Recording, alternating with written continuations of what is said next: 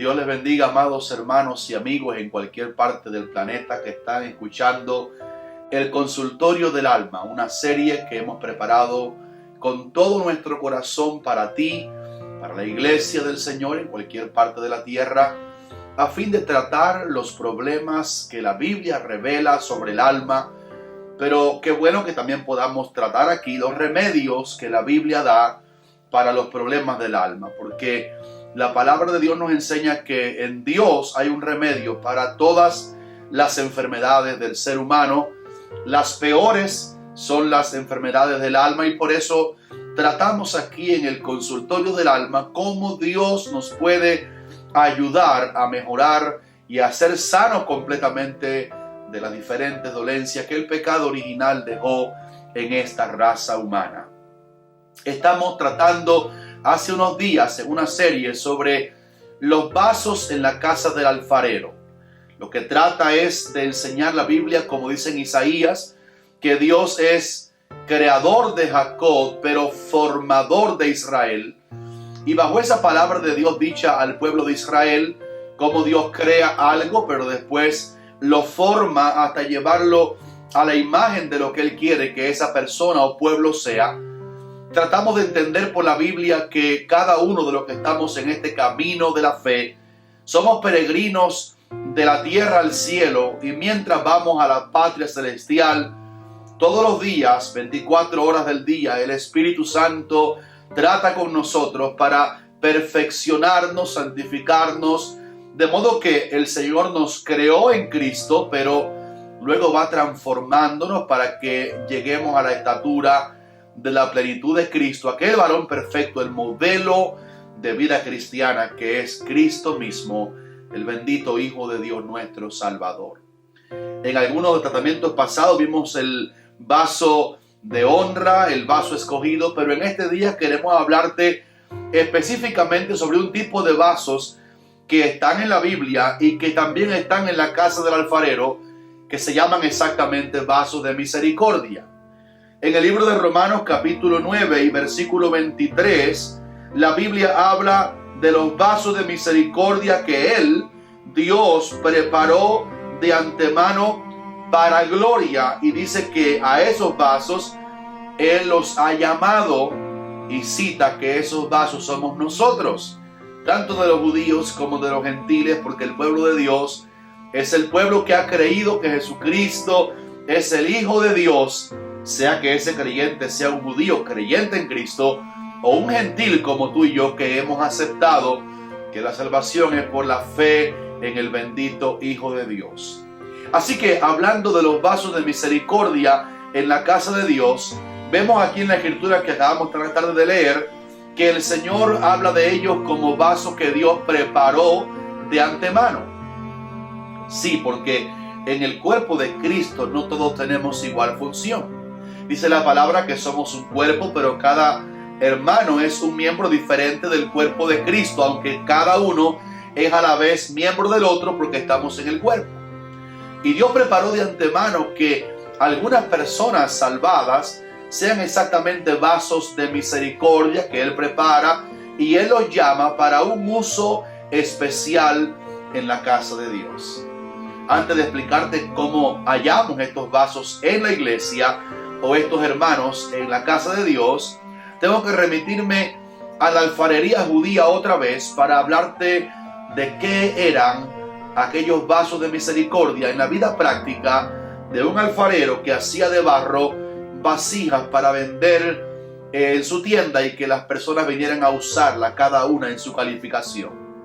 Los vasos de misericordia eran vasos de honra, pero que ahora en vez de ponerlos como honra en la casa frente a la puerta principal para agasajar al invitado, estos vasos de honra se ponían en los caminos del pueblo, exactamente a la entrada del camino o a la salida del camino, específicamente para que las personas que venían al pueblo de visita, no conocían el poblado, la población, la geografía, hallaran al entrar al pueblo como cortesía la misericordia de que bebieran un agua que ellos no saben quién la puso en la entrada del camino. Así que la persona que iba a la casa del alfarero y compraba el titulado vaso de misericordia lo compraba no para uso propio, sino para uso de personas que posiblemente él nunca conocía personalmente, pero le ponía esa vasija con agua fresca a la entrada de los caminos para darle una misericordia exactamente a personas que no la merecían, porque misericordia es favor que no se merece. Y la persona llegaba de camino y asombrado veía que alguien dejó una vasija de agua fresca a la entrada y la persona cansada, jadeante del camino, bebía de lo que él no había comprado, de lo que él no había ni siquiera solicitado, porque alguien funcionó dándole un vaso de misericordia para que la persona bebiera y llegara mejor al pueblo y a la persona que finalmente él quería ver. En la casa de Dios, estos vasos que leímos que Dios preparó de antemano y que los llama a servirle como instrumentos o ministerios de misericordia, estos son hermanos que no viven su vida cristiana solamente en privado. Quiero decir, no ministran a las personas únicamente en privado. Estos vasos de misericordia no son oficinistas que atienden solamente en su oficina a personas que vienen a verlos y a consultarlos para algún consejo. Estos vasos de misericordia no son psicólogos cristianos que tienen una consulta donde la gente viene a ellos, sino exactamente como funcionaba en la alfarería judía.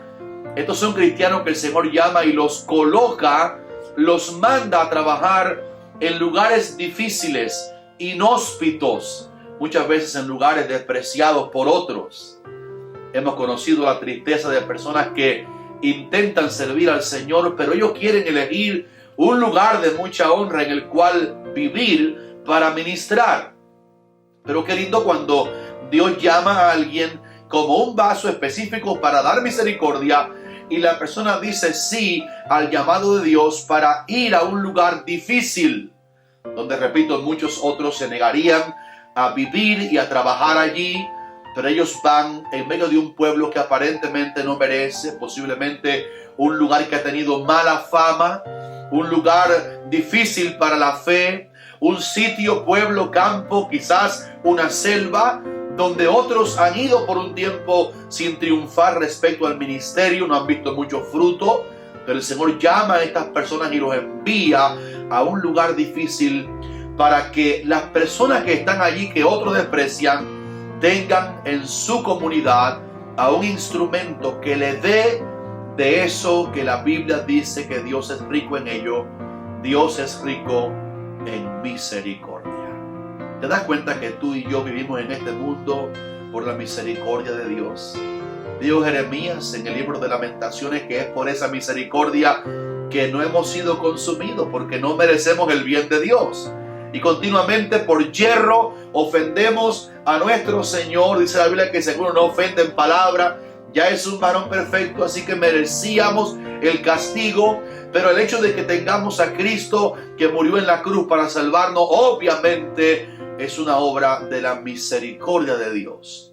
Por eso hemos conocido aún en la Biblia personas que Dios llamó para dar de beber del Evangelio a personas que una vez dijeron no quiero, otras veces por su mala reputación alguien despreciaba, pero Dios siempre tendrá en todos los lugares del mundo y en todas las épocas o tiempos instrumentos que están dispuestos a dar de Cristo y del Evangelio al que aparentemente no merece.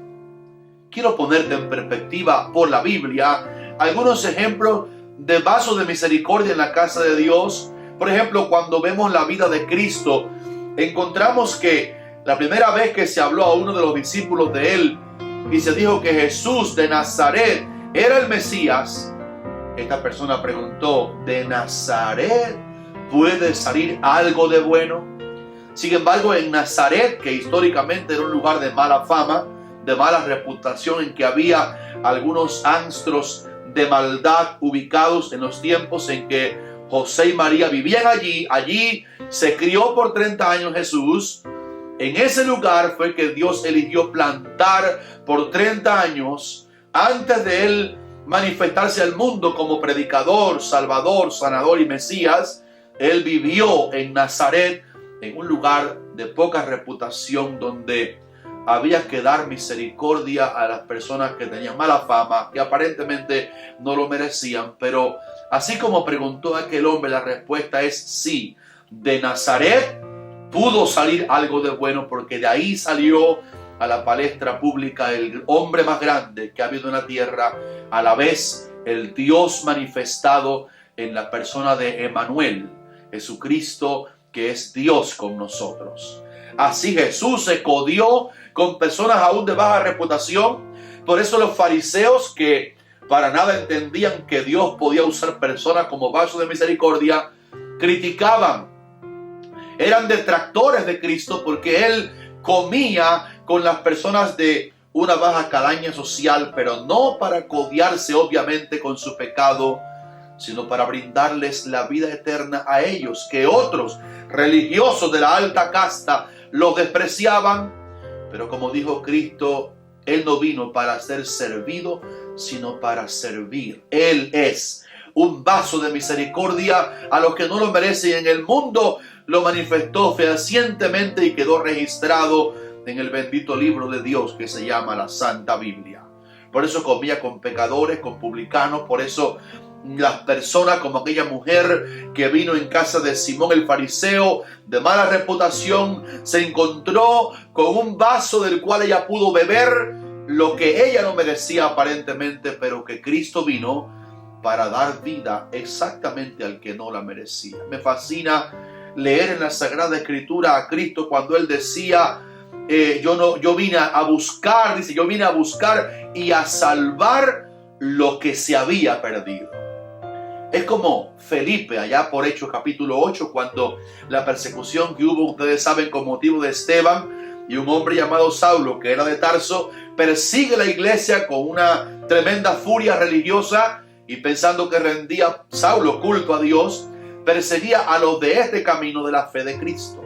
Era ignorante de la verdad del Evangelio.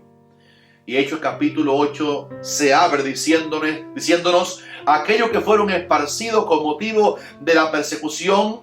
Ellos iban por todas partes predicando a Cristo. Dice, y Felipe, descendiendo a la ciudad de Samaria, les predicaba a Cristo. ¿Recuerdan quién era Samaria? El pueblo judío que se había mezclado con otras razas y por tanto había un prejuicio latente en cada judío respecto a los samaritanos y también de ellos, samaritanos, a los judíos. Ustedes recuerdan el caso de Juan capítulo 4, Jesús en el pozo de Jacob, y cuando la mujer oye al judío Jesús pidiéndole agua, ella le dice, ¿cómo tú siendo judío me pides a mí de beber, que soy mujer samaritana? Porque había un prejuicio y ningún judío bien enraizado en su raíz hebrea se quería codiar con un samaritano. Pero Felipe aparentemente había sido llamado como un vaso de misericordia que Dios prepara de antemano y lo llama y lo envía. Y Felipe se fue a Samaria, el pueblo despreciado, para dar a las personas el bendito evangelio que otrora ellos no querían o que alguien no les quería dar de gratis. Una vez Juan y Jacobo fueron a un lugar a Samaria, y Samaria no recibía a Jesús. Ellos pidieron permiso a Cristo para enviar fuego del cielo sobre los samaritanos. Imagínense qué prejuicio. Pero Felipe fue al lugar despreciado, al pueblo difícil, y allí se metió como un vaso de misericordia para predicar a Cristo. Hermanos, cómo Dios bendijo el evangelio en boca de Felipe en Samaria, de tal modo que la gente se puso unánime a oír la palabra de Cristo que él les predicaba. Y obviamente, como aparece en Habacuc capítulo 3, cuando hay un temor por oír la palabra de Dios, hay temor reverente a la palabra y se presta oído, el avivamiento se desata. Felipe predicó en Samaria, en un lugar despreciado. Dice la Biblia que la gente vino a Cristo, muchos fueron salvos, aún hasta Simón el mago, el hombre que lo confundían con el gran poder de Dios, se salvó. Y qué lindo lo que pasó en Samaria por un vaso de misericordia que Dios usó para llevar allí el evangelio de Cristo. ¿Y qué diremos del apóstol Pablo? Él comenzó su ministerio entre los judíos, porque el plan de Dios era que primero eran los judíos, pero como aparece En Juan capítulo 1 versículo 11, Cristo vino a los suyos, Israel, y los suyos, los judíos, no le recibieron. Ahora a todos los que le reciben y los que creen en su nombre le da potestad de ser hechos hijos de Dios. Pablo comenzó por los judíos. Ellos no quisieron la verdad que él les predicaba y él dijo, entonces desde ahora me vuelvo a los gentiles.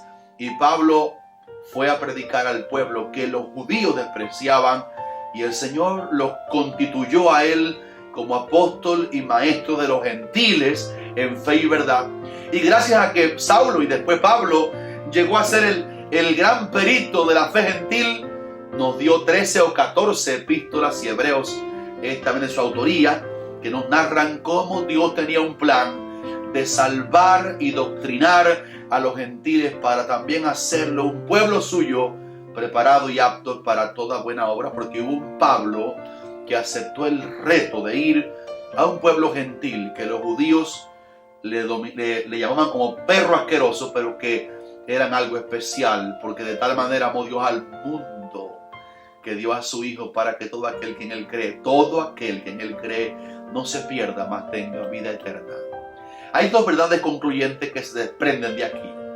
Primero, que tú que me ves en un lugar difícil del mundo, tú que eres una persona del Señor, pero no eres famoso, no estás en una palestra pública, y algunos que otros te han mirado por debajo de su hombro, como que no tienes tanto valor. Recuerda que tienes tanto valor que si tú fueras la única persona pecadora en el mundo, Cristo hubiera muerto por ti, porque Él ama al mundo entero y no hay nadie que se salga de la clasificación de amado por Dios. Nunca te sientas menos porque eres de un pueblo difícil.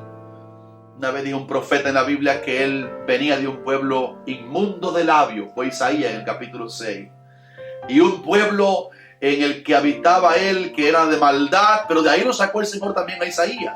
No te sientas mal por el lugar en que vives difícil, el barrio en que estás, ni siquiera por el clan familiar del cual te desprendes como persona en el mundo, porque definitivamente eres muy especial para los ojos de Dios. Pero en segundo lugar, y terminando, hago mención de aquellos obreros que como Cristo, Felipe, Pablo y otros están ubicados como siervos de Dios en lugares difíciles.